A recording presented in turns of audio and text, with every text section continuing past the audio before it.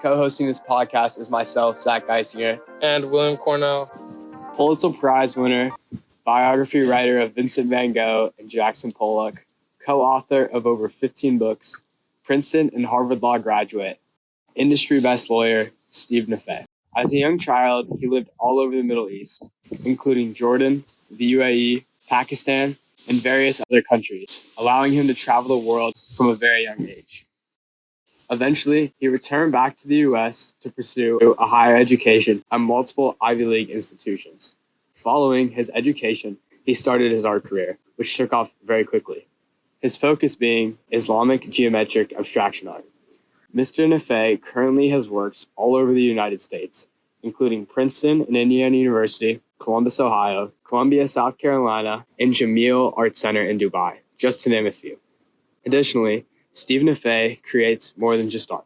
On top of the biographies he's written, he does lectures on them all across the United States and writes articles about different works of art over a variety of different focuses. And now, my co-host to talk about more. Thank you, Zach. Stephen spent most of his early life moving from country to country in the Middle East, and through that, Stephen was exposed to a vast variety of cultures and experiences. Adding to his experience, he said in an interview with the Columbia Museum of Art that his parents were both diplomats and that he was a military brat and wore the stigma. He was deeply immersed into the Arabic and Islamic cultures, but he was still exposed to Western art. Visiting a National Gallery of Art when he was 21 and, quote, fell in love with both works, regarding a painting by Bridget Riley and Rubens, both influential Western-style artists involved in the OP art movement. This new branch of art allowed Stephen to combine his unique experiences and skills. Stephen's works are made up of single geometric units that combine to form a whole. Many describe his works as a magic trick, asking how it works in regards to the miscellaneous shapes coming together as a whole piece. His piece featured in IU's own Ashkenazi Art Museum is named Desert Rose Spiralic Countering, which is part of his Desert Rose collection. The collection gets its name from the flower that only blooms in arid environments and is also referred to as a natural phenomenon in dry, sandy conditions when minerals form clusters that resemble rose blossoms. Stephen recreates these natural phenomena through 3D printed pieces that come together in an unexpected way to build a piece of art. Stephen utilizes 3D printing in many of his pieces, and by doing so helped revolutionize the sculpture world. Many of his pieces are made through this technique by combining numerous different shapes and designs to form a whole. Along with his 3D printed pieces, Stephen has multiple other sculptures that stick with the theme of geometric shapes, but are not made up of individual pieces, one of which being the Jali 37, which is a sculpture featured in Columbia's Art Museum. The piece is an abstract piece combining the history of Western art and motifs derived from Islamic art.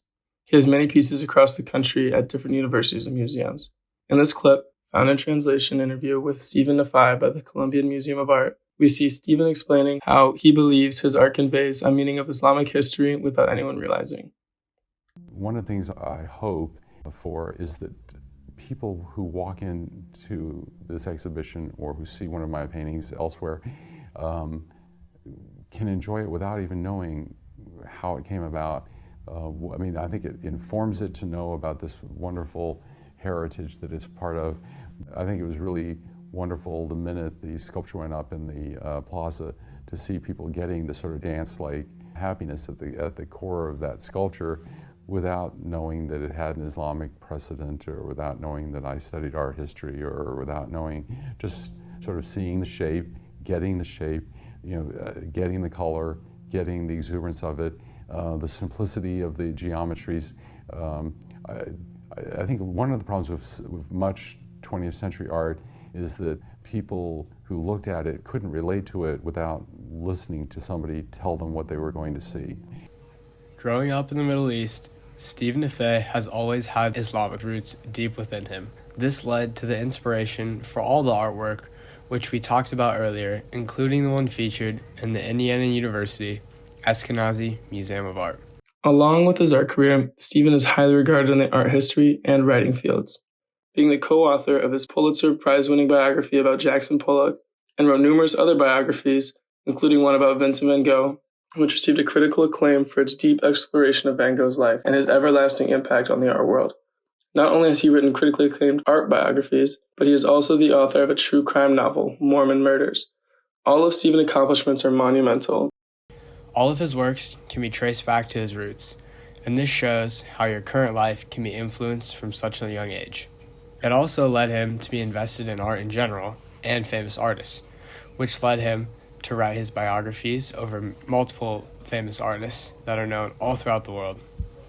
Stephen Naifeh's life had a snowball effect when it came to his career, as one adventure led right into another.